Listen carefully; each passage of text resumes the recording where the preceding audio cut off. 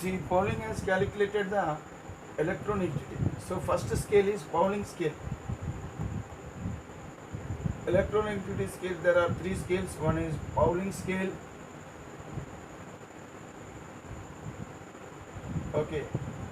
Next one is Mulliken scale. Mulliken scale. And the third scale is Aldred-Roshow scale.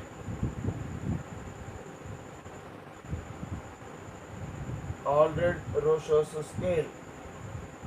So already we learned that Pauling scale, it depends upon the bond energy values. So Pauling scale uses bond energy values to calculate the electronegativity of the elements. That means it depends. It uses bond energy values. Bond energy values. Mulliken scale uses ionization energy and electron affinity values. Aldred-Roshow uses it uses covalent radius. Okay, covalent radius and effective nuclear charge.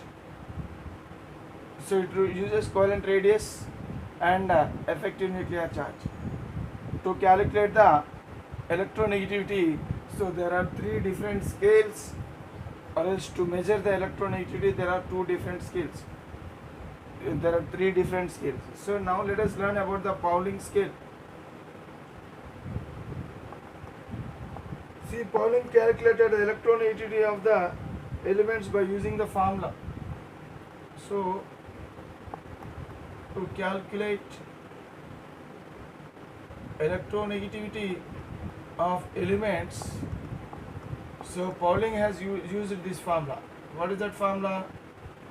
Chi A minus chi B is equal to 0.208 under root of delta. What is chi A and what is chi B? Chi A is nothing but what? Electronegativity of atom A, and this is electronegativity of atom B. Okay, what is delta? What is delta? Here delta is nothing but it is a difference between the experimental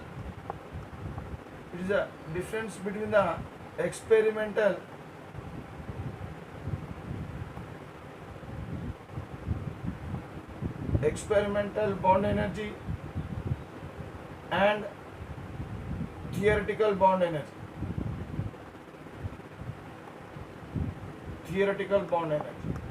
Experimental bond energy and theoretical energy. So bond energy. So the difference between these two is nothing but delta. Experimental bond energy, it is obtained only through experiments. So it's a fixed value. But theoretical bond energy, it depends upon the nature of the bond.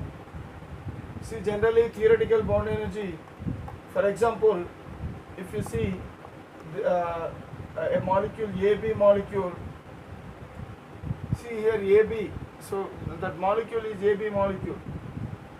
Okay, molecule A, atom A and atom B, there is a bond between these two. See how this molecule is formed. This molecule is formed when this molecule and this molecule combine. So between AA there is a bond and between BB there is a bond. So now this is the molecule A2 molecule and this molecule B2. So what happens? So these two will combine. How do they combine? Initially the bond between AA is broken and the bond between BB is also broken. So in order to break the bond between AA or BB, some energy is required, and that energy is called as bond energy. The energy required to break a bond between atoms is said to be bond energy. Okay, now when these two atoms are, when this bond is broken, so now atoms are set free. Now free atoms are formed. Here also free atoms are formed. So now what happens? So now a new bond takes place between A and B. So one A and B, between these two, a bond is formed, and another bond is formed between these two. So like this, two molecules of AB are formed. Okay, two molecules of AB are formed. So now this energy is said to be bond energy of A. Simply bond energy of A, I will write like this. And this one, to break this bond, the energy required is said to be bond energy of BB. And here, to break this bond, so the energy is said to be bond energy of AB. So like this, so these are said to be bond energies of the reactants, and this is a bond energy of the product.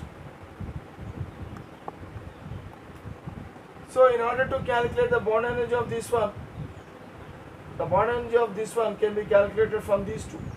How? The bond energy of the product is equal to, it is nothing but the average of bond energy of these two reactants. So that means plus by 2. So it is nothing but average. So the bond energy of AB is nothing but, it is the average of bond energy AA, bond energy of AA plus bond energy of BB. Okay, in this way, the bond energy of molecule AB can be calculated. So now this bond energy is said to be calculated bond energy,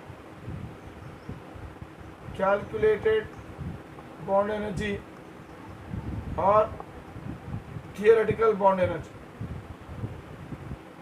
Calculated bond energy or theoretical bond energy. So in this way, so theoretical bond energy can be calculated. Okay, so theoretical bond energy is nothing but, it is equal to half of bond energy of AA plus bond energy of BB. So we can write like this. So we can write this one also like this, half of bond energy of AA plus bond energy of BB. So we can write like this.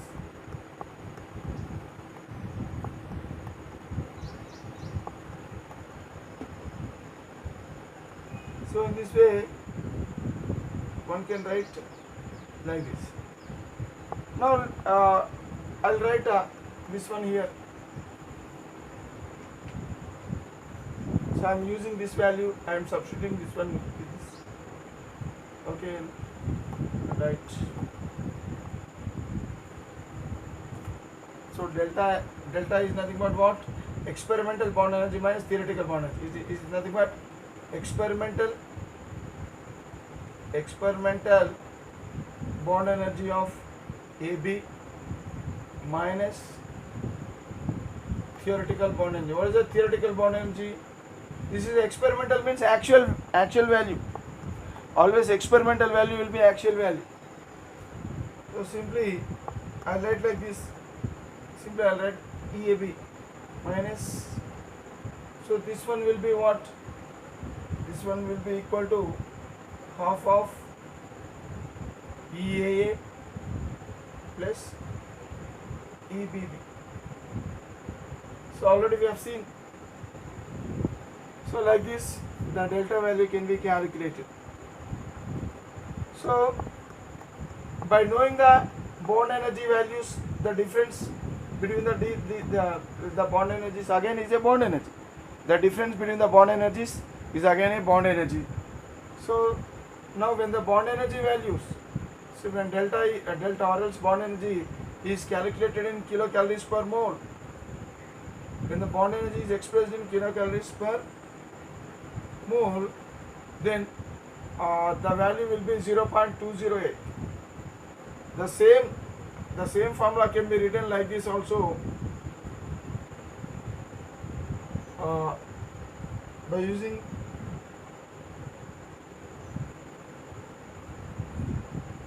value 0.102 root delta.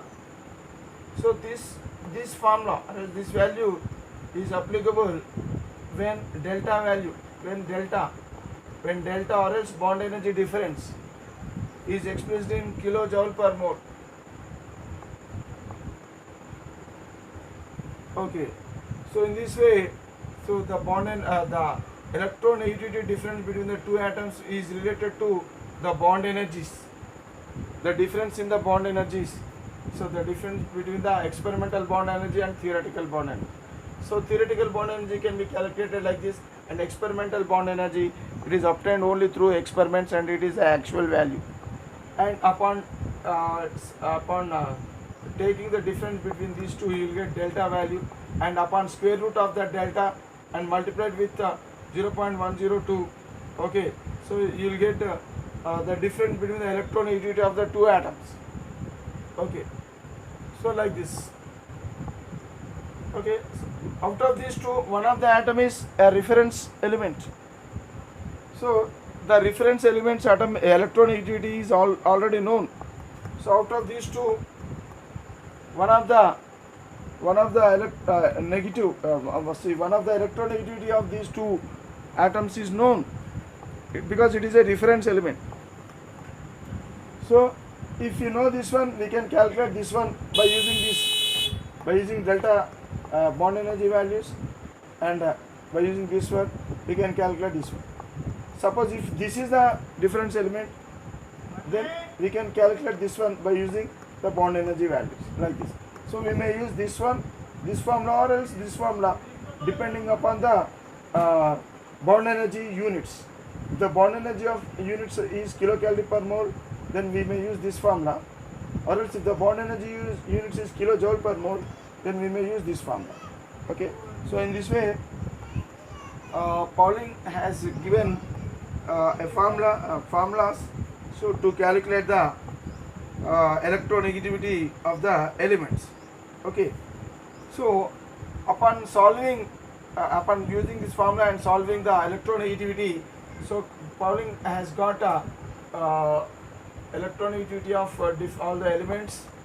So, and according to him, so fluorine possesses the highest electronegativity, and its value is 4.0 fluorines. Next to fluorine is oxygen. Okay, second highest, and its electronegativity value is 3.5. And next to oxygen it is chlorine and nitrogen, almost equal. So it is nearly equal to. So this is third highest and nearly equal to 3.0. Okay, in this way, so carbon,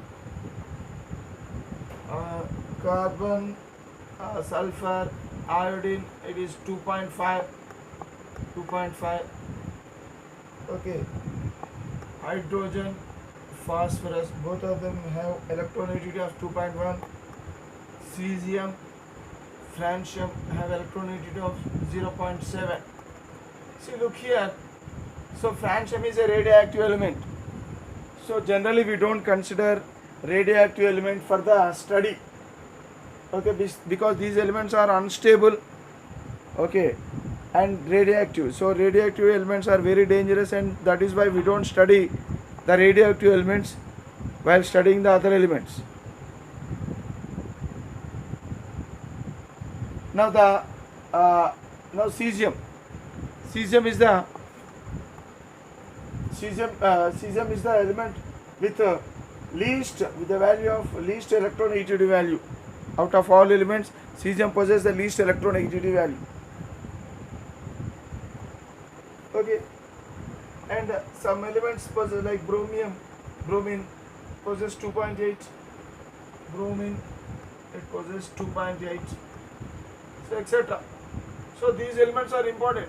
So we have to learn the values of these elements. Okay, and according to Pauling scale. Okay, these are the important things regarding Pauling scale. Okay, next, Pauling has taken fluorine as the reference element. We took fluorine for the reference.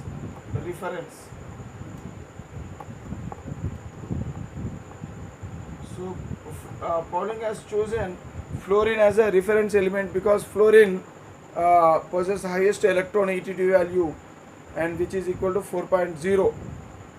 So in this way, Pauling electronegativity scale or else Pauling electronegativity measurement of electronegativity is based on bond energy values. Okay. Now let us learn about the Mulliken scale. Mulliken scale.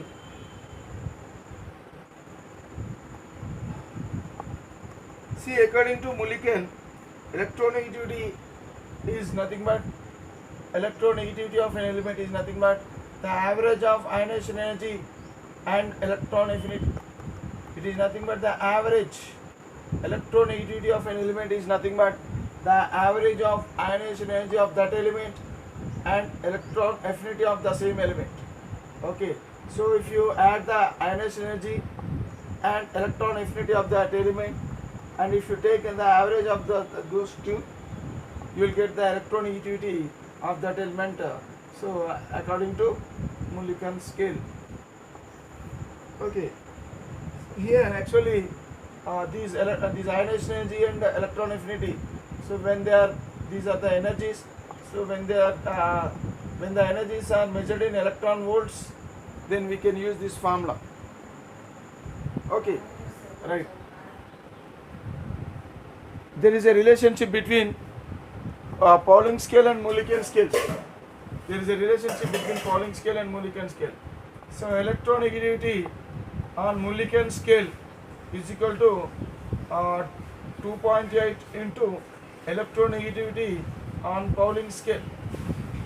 Electronegativity on Mulliken scale is equal to 2.8 into electronegativity on Pauling scale. Okay, for example, if you take fluorine, already we have seen fluorine according to Pauling scale. So fluorine's electronegativity value is 4.0. Fluorine, for fluorine, the electronegativity value on Pauling scale it is 4.0. So what will be the electronegativity of fluorine on Mulliken scale? Simply if you multiply these two, you will get around 11.2 around 11.2. So the electronegativity of fluorine on Mulliken scale is 11.2. Okay, so in this way the electronegativity on value of any element on Mulliken scale and the electronegativity of that element on the same element on Pauling scale, they are related by this expression. Okay, so here this is Mulliken scale. So this formula is for Mulliken scale. So if I want to write this formula based on Pauling scale, so simply this Mulliken scale, this can be replaced by this one. So that means instead of writing this one, I will write like this: 2.8 into electronegativity on Pauling is equal to ionization energy plus electron affinity by 2, or else electronegativity on Pauling scale is equal to ionization energy